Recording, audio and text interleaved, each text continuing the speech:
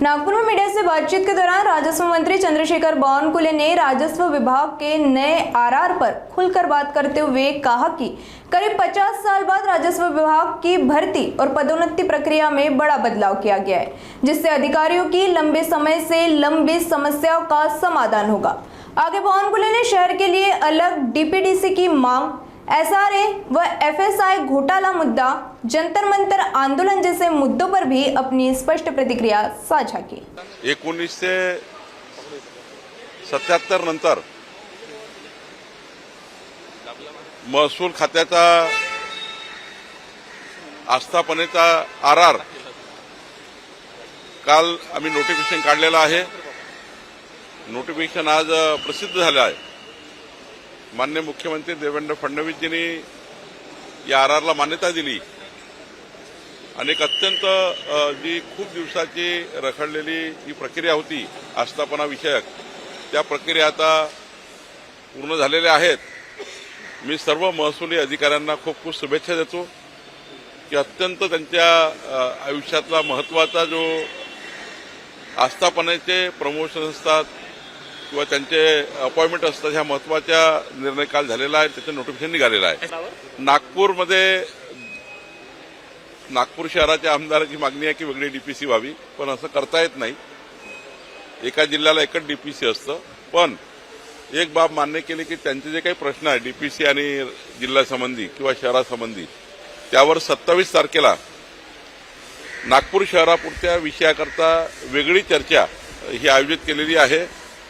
डीपीसीच त्या ठिकाणी एक प्रकारची मिनी डीपीसी किंवा त्या लघुगट म्हणता येईल, पण एक छोटी डीपीसी सारखी एक बैठक आम्ही घेणार आहोत।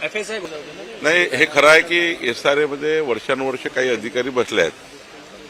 आता मुख्यमंत्री याचा तपास करतील, पण तिथे काय घोटाळा झाला हे मला आज माहिती नाही, पण निश्चितपणे मी समजून घेईल आणि माननीय मुख्यमंत्र्याकडे तक्रार झाली असेल तर माननीय मुख्यमंत्री चौकशी करतील। नाही, चौकशी होतच ना, जर सरकारकडे तक्रार आली तर चौकशी करावंच लागतं, ती मॅन्डेटरीच आहे, ते आम्ही करतोच आहे। पण आमच्याकडे आली, माझ्याकडे महसूल खात्याकडे आली तर मी करील, नगर विकासकडे केलं तर नगर विकास करेल, किंवा मुख्यमंत्र्यांकडे मुख्यमंत्री करतील।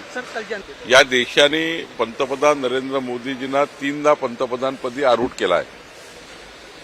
140 कोटी भारतीयांनी त्यांना मोदीजींना प्रचंड बहुमत दिलेलं आहे। काहीतरी सरकारच्या विरोधी भूमिका स्वीकारायच्या। खरं तर मी कालही सांगितलं की पेपर फुटलेला आहे, मान्यता आहे की ते चूक आहे, पण याचा अर्थ असा आहे की त्या धर्मेंद्र प्रधानजींनी पेपर फोडला किंवा सरकारने पेपर फोडला। एका सिस्टीममध्ये बदमाशी झाली आहे, त्याची जबाबदारी सरकारची आहे, नाही असं नाही, पण त्याची दखल घेतली आहे सरकारने। त्या ठिकाणी स्वतः सुमोटो सरकारने दखल घेऊन त्या ठिकाणी इन्व्हेस्टिगेशन एजन्सी नेमली आहे। आणि त्यामुळे मला असं वाटतं की हे आंदोलन केवळ नौटंकी आहे, देशाच्या युवकाचे माथे भडकवण्याकरता हे आंदोलन करताय। आणि या आंदोलनाचं हेही तपासलं पाहिजे की या आंदोलनामध्ये ज्या पद्धतीने 2-2, 3-3 ट्रक गोटे भरून आणलेले होते आणि ते गोटमार त्या ठिकाणी झाली, हे कुणी केली, कोण याच्यामागे असामाजिक तत्व आहे, हेही तपासण्याचं त्या ठिकाणी मला वाटतं सरकार तपासेल।